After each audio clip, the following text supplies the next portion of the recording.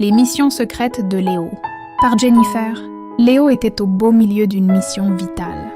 Il était sur le point de battre le record du monde de construction de châteaux en coussin. C'était un travail sérieux et silencieux qui exigeait une concentration de niveau maximal. C'est alors que la voix est arrivée. « Léo, tu peux venir s'il te plaît ?» Elle venait du fond du couloir, mais elle résonnait dans sa tête comme un gong. Léo figea. Il n'y avait pas de « chérie » ni de « mon cœur » dans cette phrase. C'était le ton. Ce n'est pas juste pour parler. Lentement, Léo démantela sa forteresse. Il traîna des pieds jusqu'à la cuisine, où sa mère, Manon, l'attendait. Elle ne souriait pas. Elle tenait, non pas un, mais 2 chiffons de nettoyage. C'était pire qu'il ne le pensait. « Bien, agent Léo, » dit Manon.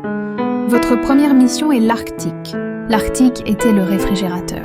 Léo dut faire une expédition pour déloger la bouteille de ketchup qui s'était collée au fond. Il trouva un vieux cornichon oublié qu'il baptisa « Capitaine Grelot ».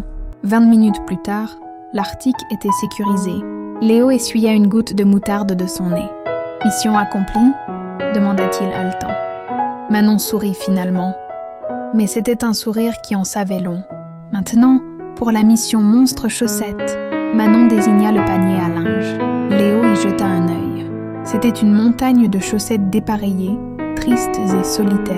« Trouvez leur âme sœur », ordonna Manon. Léo ramassa une chaussette de sport.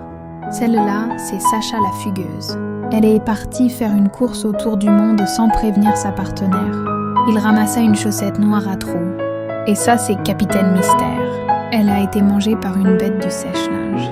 Juste au moment où Léo pensait avoir vaincu l'armée de pieds, Manon revint avec un cahier. Dernière étape, l'étude inattendue, une feuille d'exercice supplémentaire. Pour t'entraîner. Ce n'était même pas pour l'école. C'était pour s'entraîner. Avec un soupir digne d'un héros vaincu, Léo commença ses soustractions.